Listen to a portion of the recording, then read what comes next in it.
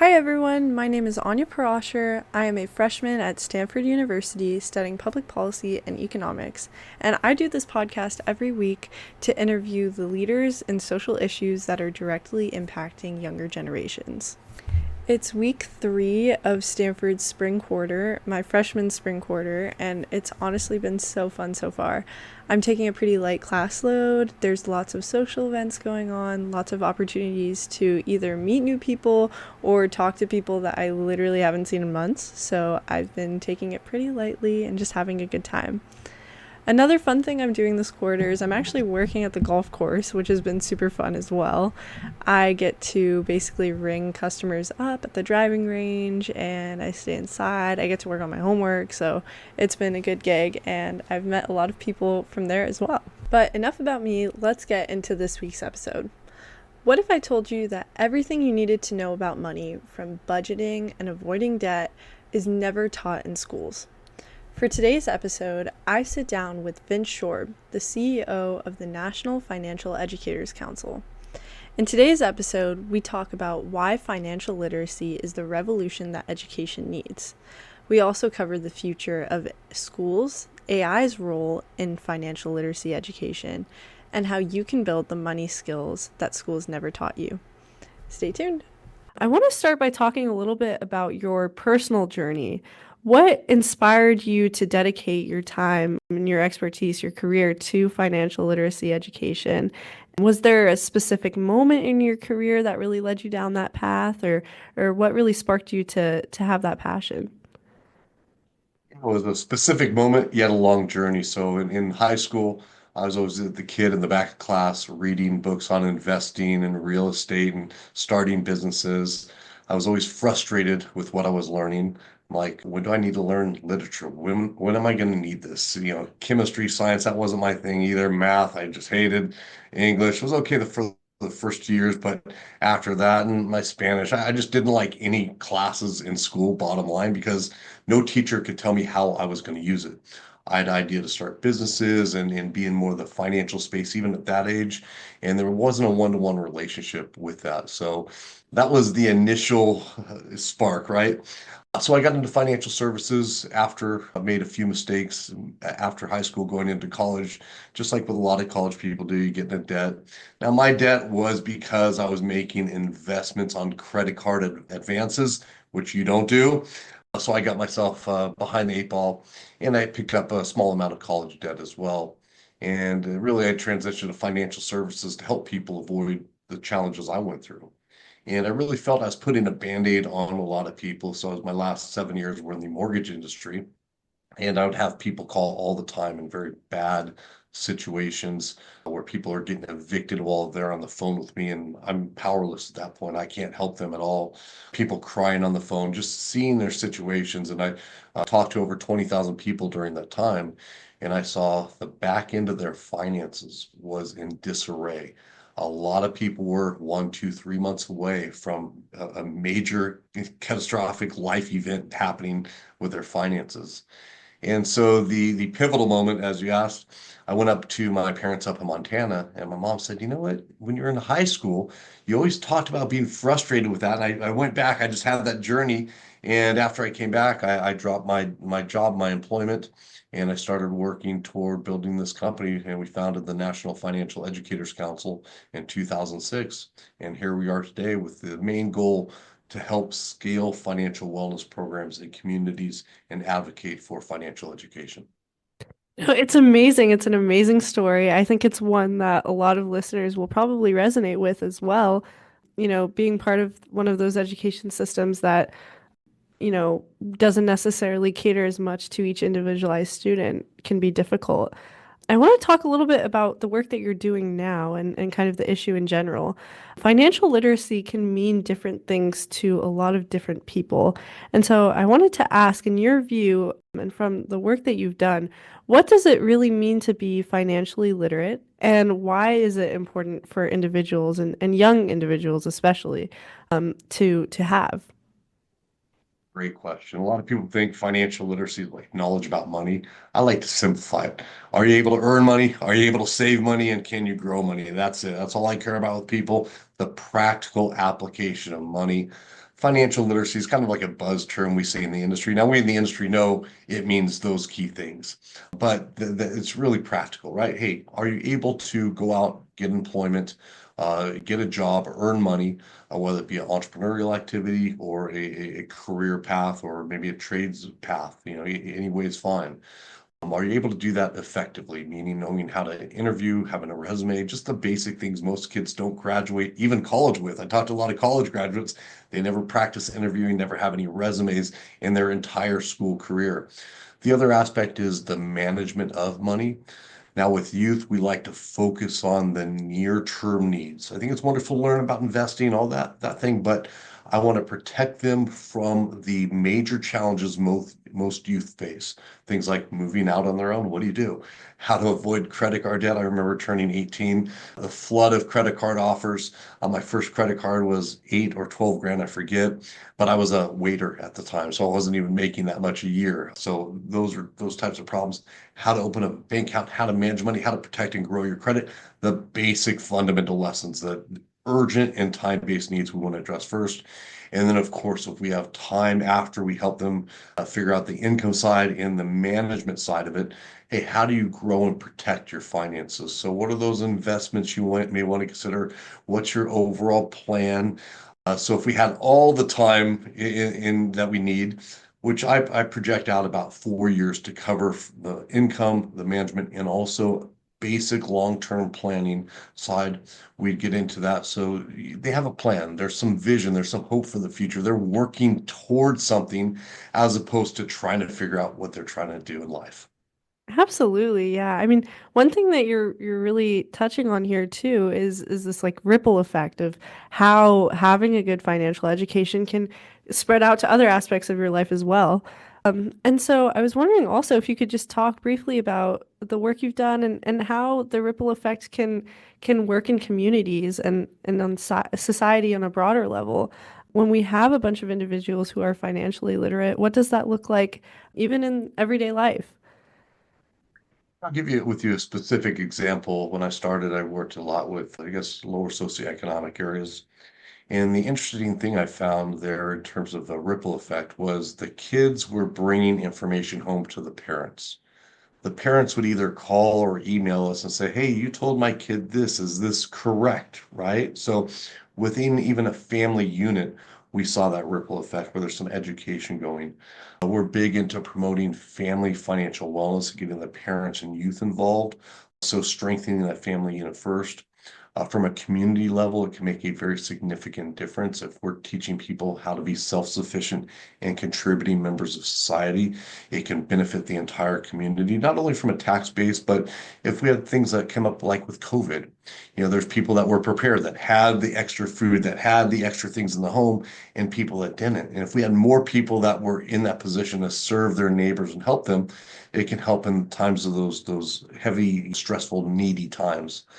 In addition, I think just as a nation as a whole, America is really founded on entrepreneurship and Yeah. growth and business.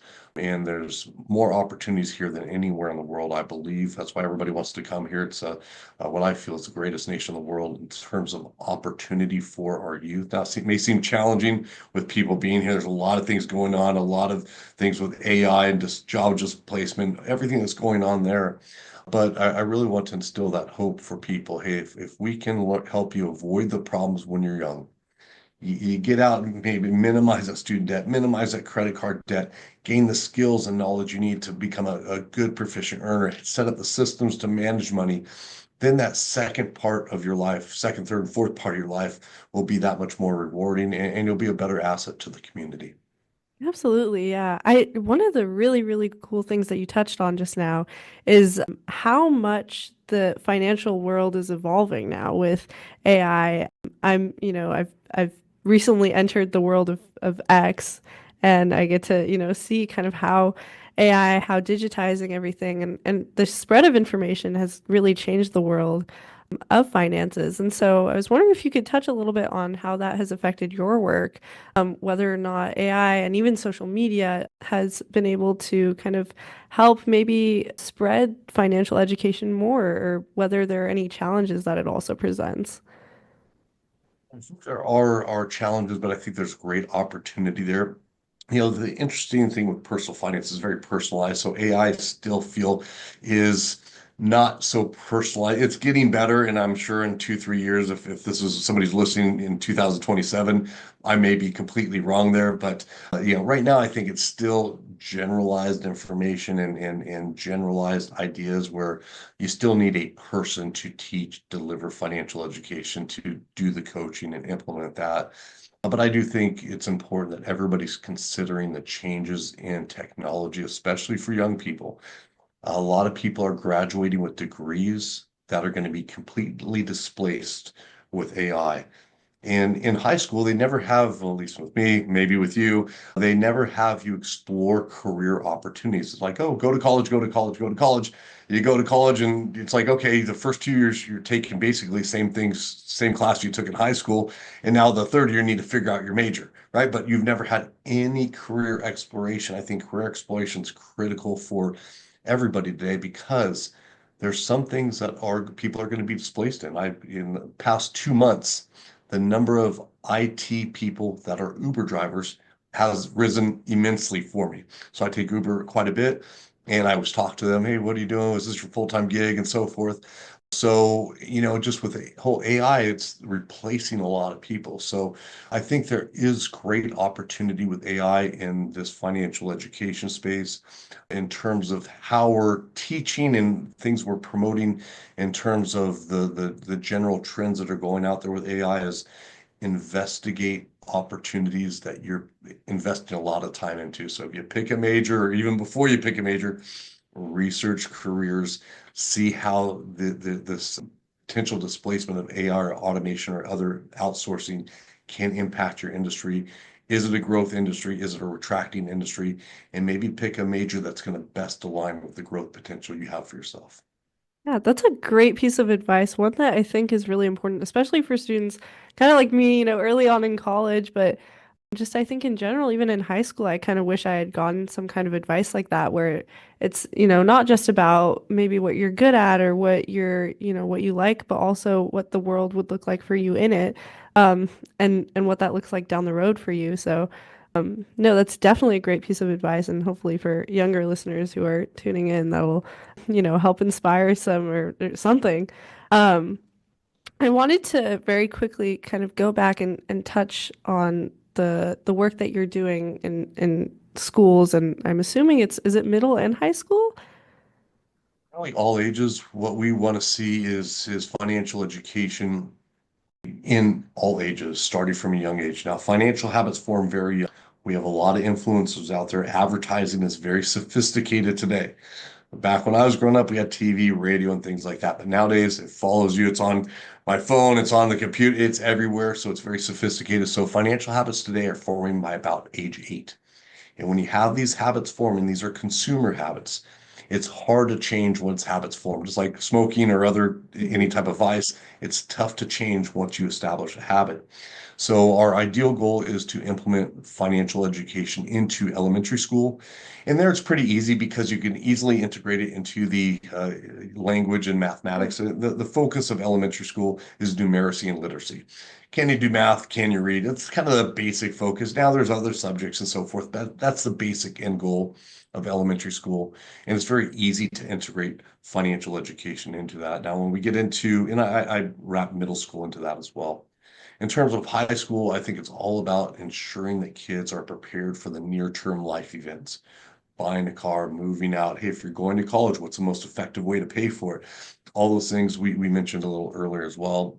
And we even serve adults. And with adults, it's interesting because everybody's goes like this. At least with high school, everybody's on the same general path. But once you hit adulthood or start making your own financial decisions, well, you could be in debt. You could be, planning on buying a home. You could be wondering how you can pay for your son or daughter's college. A lot of, it goes all ways. So serving adults, you have to be really understand the needs that they face, what's most important and urgent in their life, and address those. So, not to cut off your question, but we do serve all ages. But I want to point out that each age is very unique in how we're serving them. That's amazing. I had no idea. And I feel like it's so important to the continuity aspect of that, right? It's not just about building habits early on, but being able to sustain that and kind of take that with you going into adulthood, which I think is really really a fascinating thing. One other thing that I wanted to ask really quickly, when it comes to your program and implementing in schools, do you think there are any challenges between kind of like the gap between certain schools? You know, I'm from Albuquerque. We have a very big gap between our wealthier areas and then some of the areas that don't really have access to some of these programs that, you know, a lot of the students are their families are just struggling to get by every day. And kind of ending that cycle, do you think there's some challenges to presenting this program and how do you guys combat that? Some challenges, but one thing that will surprise you here. So I know exactly what you're talking about. I started my career in financial education in Orange County. Now, on the left side of Warner Avenue was Santa Ana School District, one of the poorest school districts in the country. So any given day or within a week, I'd be in Santa Ana, Long Beach, LA, or Orange County, Huntington Beach, Newport Beach, Laguna Beach, right? The socioeconomics are vastly different.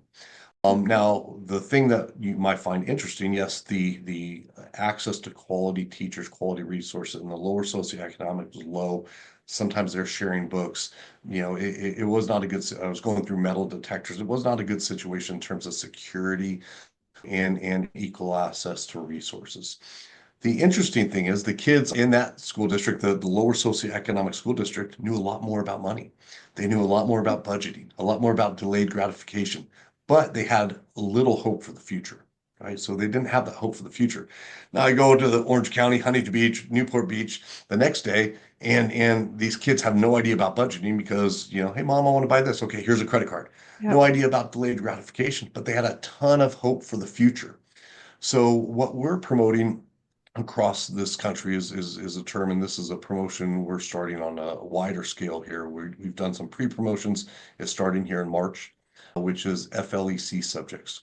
So we've all heard of STEM, science, technology, engineering, mathematics, but in high school, it's really just the science and math. Nobody gets like engineering education high school. It's a good brand, but little value.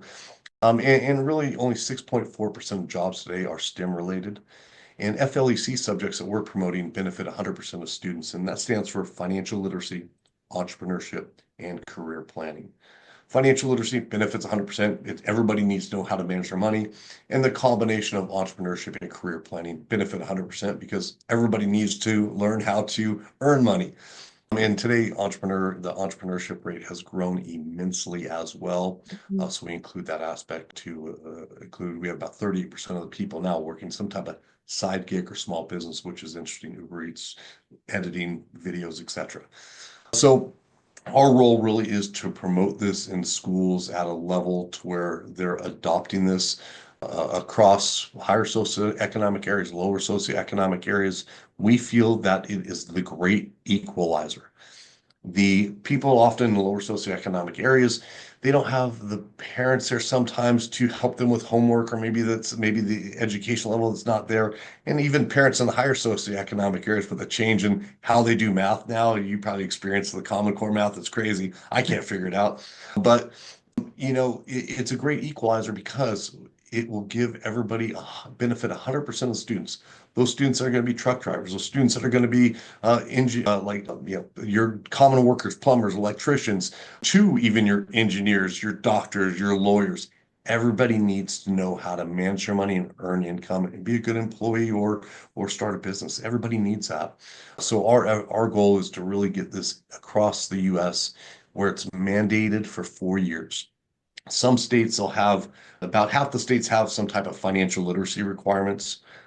They're no good. There's not a state that meets even minimum education standards. So, like any class you took, you had, let's say your science class, you had a teacher that went elementary school, high school, college, it had a teaching observation.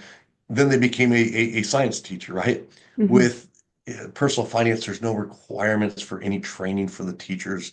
They have typically no funding. There's no outcome standards. It's like I just call it financial information, not financial education. So our goal is to ensure that everybody, all these students have 4 years of this in high school level, additionally integrated in at some level in the elementary school. So by the time they reach that 17, 18 years old, they have the skills they need to be self-sufficient. Hey, if they want to go to college, wonderful. If they want to start a business, wonderful. If they want to get a job, wonderful. But I feel that would be a great equalizer for people across America, across socioeconomic lines. And it's the biggest challenge we as a country face in the world. We work with people in 60 plus countries. It's not just an America problem, it is a world problem. And it's urgent. We need to do something now. And yeah, so that's our vision. I mean, that is so amazing. This entire time, I'm just thinking it would have been so cool to have this in my high school because, I didn't even have an economics requirement in my high school. So I literally have just been learning this now. And my dad will send me, he'll send me books or he'll send me messages about, how to get started with investing and how to, save your money and things like this. But it's really never something that was integrated in my school system. And I know a lot of my peers have never really had that education either. And so I just think what you're doing is so amazing, so important, and I can't wait to see how it unfolds as well. The last few minutes, I just wanted to touch a little bit on kind of the future of the financial literacy movement. If you could implement one major change to improve financial literacy on a national scale, what would that change look like, and how do you think it would impact outcomes for younger people? That would be an immediate mandate in high school, 4 years minimum. We've been teaching the same subjects since the 1890s. And this all came about when they standardized college admission standards. So all the subjects, and there's five core subjects, they said then math, science, social studies, English, and foreign language. The same five subjects apply today in most states. And that's the standards the colleges are looking for. So I would also modify the college admission standards. 1890s looked a lot different than today. I just had a drone deliver food to me, no joke, here in the last 2 weeks. Dropped down this line with my food in about 20 minutes. 1890s, it was horse and buggy. Also, the demographic of college attendees in 1890s, it was about 5% of the populace, 3 to 5 depending on the data, and they were all wealthy from wealthy families. So things like literature might have been important because you're sipping tea, talking literature, what they do, right? So it'd be an immediate mandate, and how we would implement that mandate, we would need to change college admission standards. That's the biggest thing holding back that most of these high schools are just teaching to the college admission standards, and it's not giving them the freedom to do so.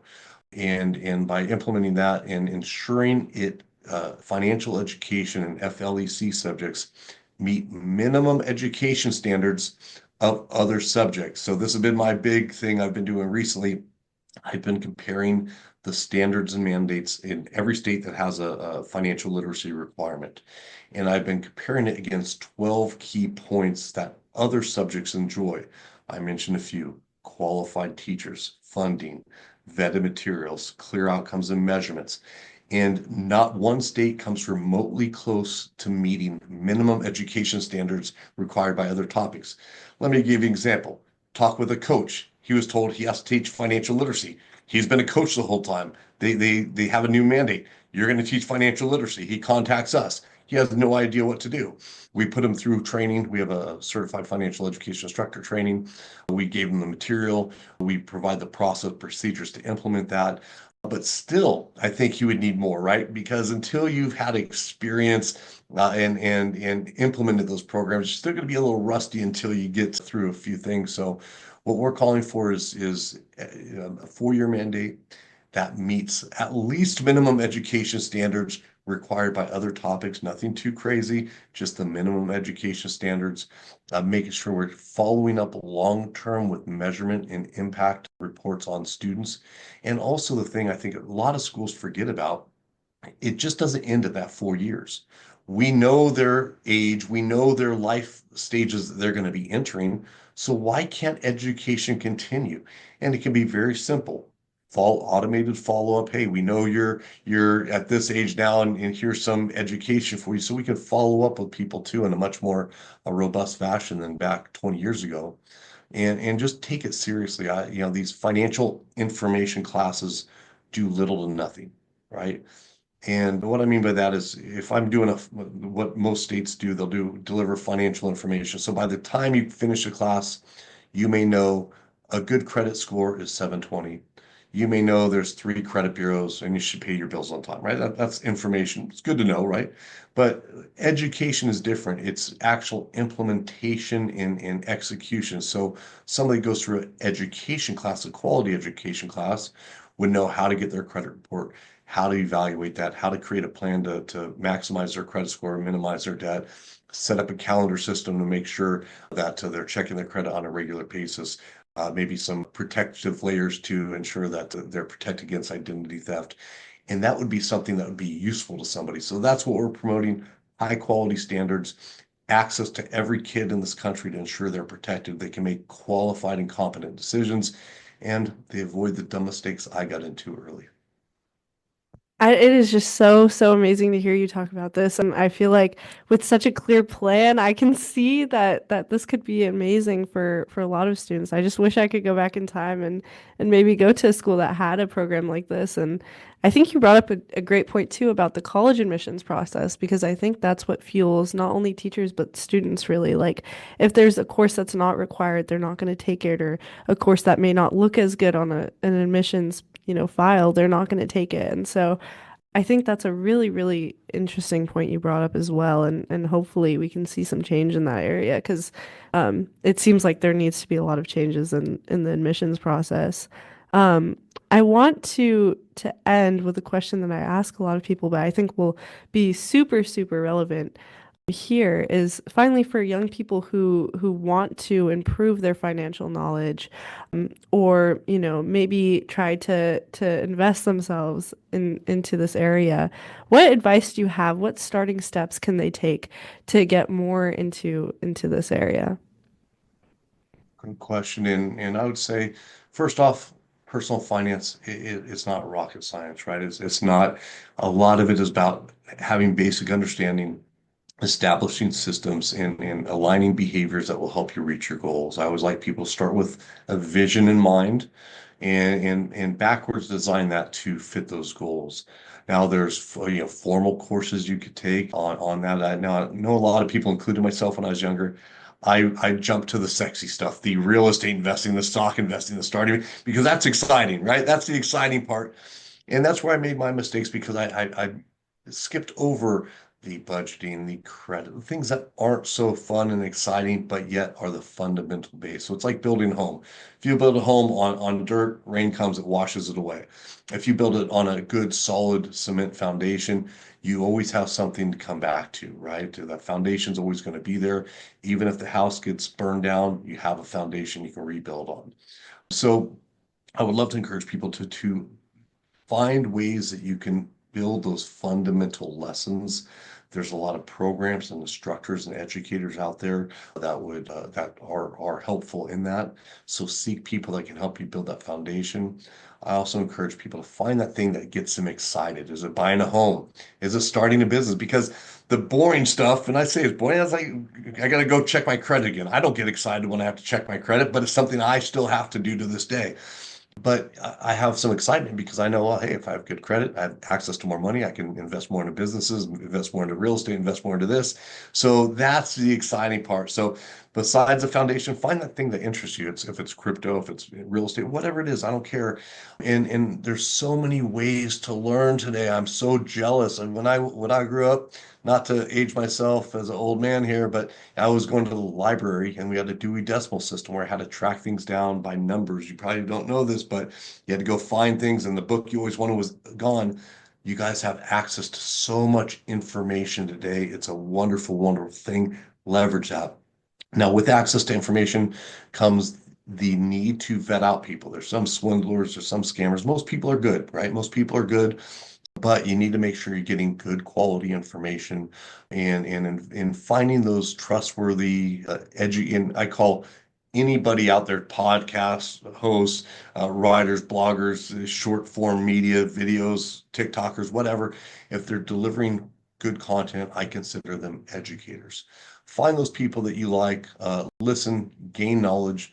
If you're getting into any investment, you build a foundation first and then go there and encourage your friends, family members to do so as well. Again, I think everybody out there could be the spark that really helps overall family unit. All it takes one or two people within the family to make a real meaningful difference, or within a friend group. That's the rock, that's the foundation, and you could be that person. So I'd like to encourage everybody there to be that person everybody can count on, and be working towards something that's exciting for yourself. Bottom line, I want you guys to live a happy, healthy, rewarding life, and money, you need money to do so. You don't need to be, the richest man in the world, but you need to at least meet your fundamental needs. And I want you to get at least there so you can truly enjoy life.